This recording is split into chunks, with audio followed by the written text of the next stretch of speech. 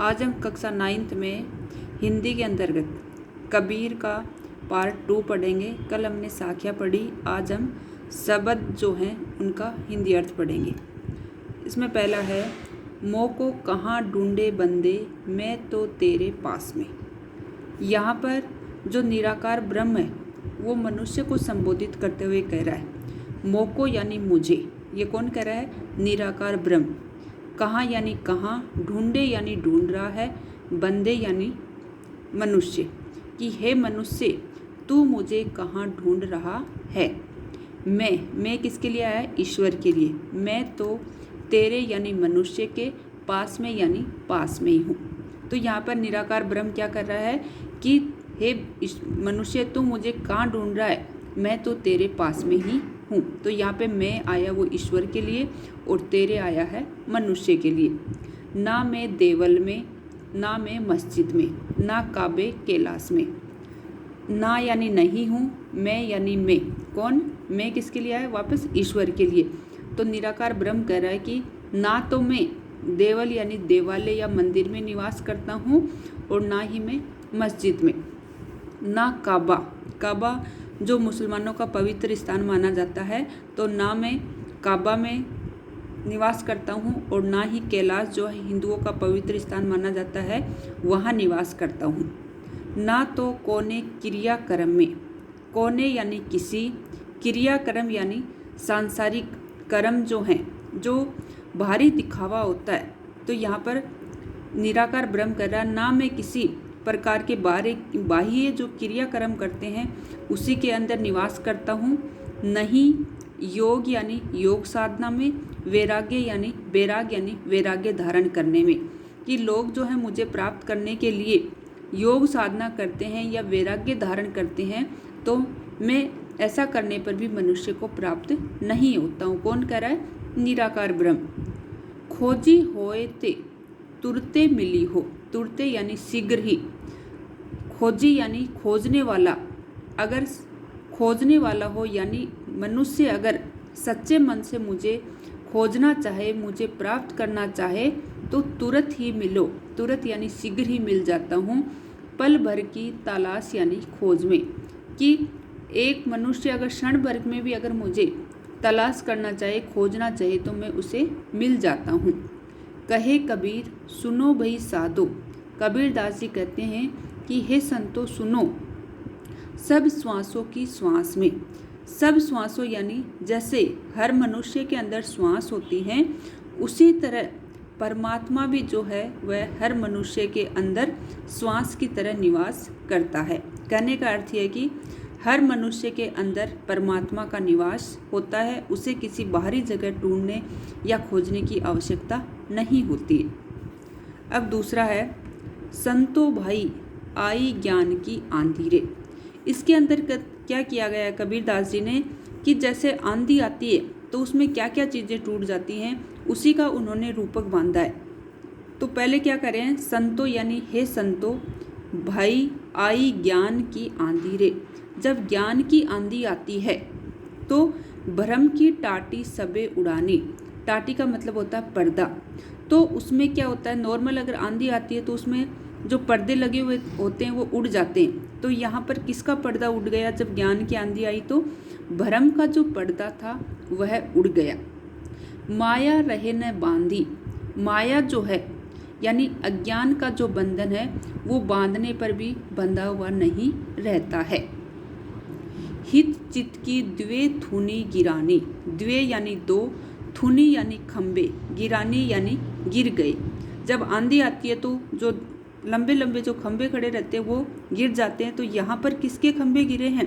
क्योंकि ज्ञान की आंधी आई, यानी मनुष्य में जब ज्ञान प्राप्त हो जाता है तो उसके हित चित्त के जो दोनों खंबे हैं वह भी गिर गए।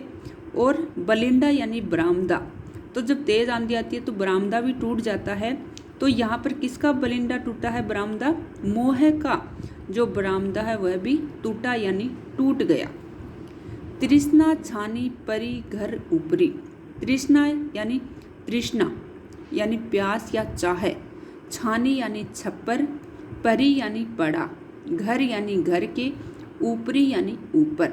यहाँ पर घर का अर्थ मनुष्य का मन भी हो सकता है कि मनुष्य के मन पर जब ईश्वर को प्राप्त करने की इच्छा हुई।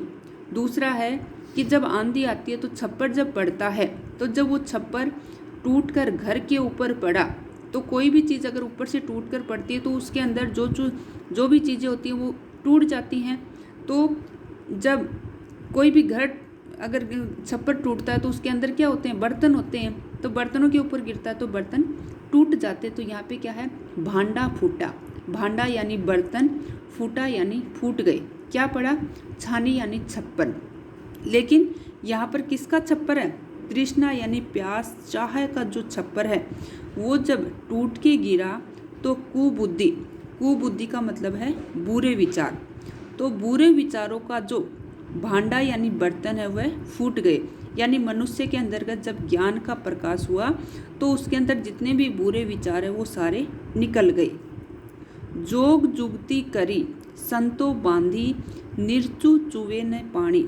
जोग यानी जोग जुगती का अर्थ है योग साधना की, जोग यानी योग साधना की, जुगती यानी युक्ति या उपाय, करी यानी करके, संतो यानी संतों ने, बांधी यानी बांधी।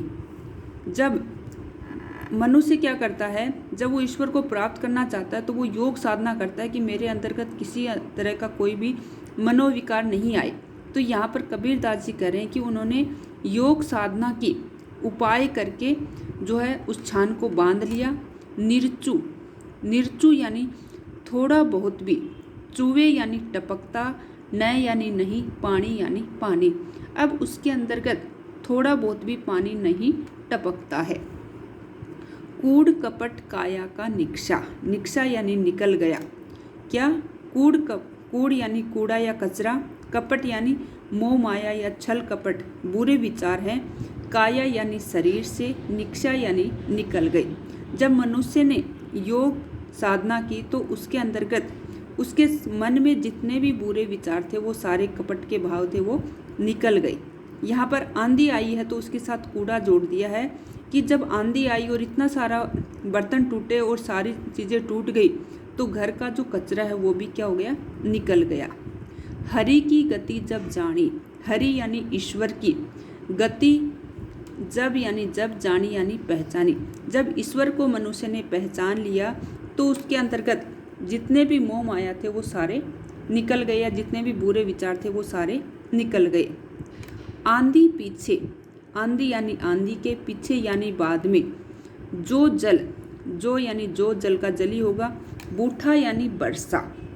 आंधी क्योंकि पहले तेज़ आंधी आती है उसके बाद में बारिश आती है, तो यहाँ पे कह रहे हैं कि जब आंधी के बाद में जब जल वर्षा, प्रेम हरिजन भीना, प्रेम किसके, अब बारिश है वो किसका बारिश हुई है, हरि के प्रेम की, यानी ईश्वर के प्रेम से जन यानी लोग, भीगा यानी भीग गई।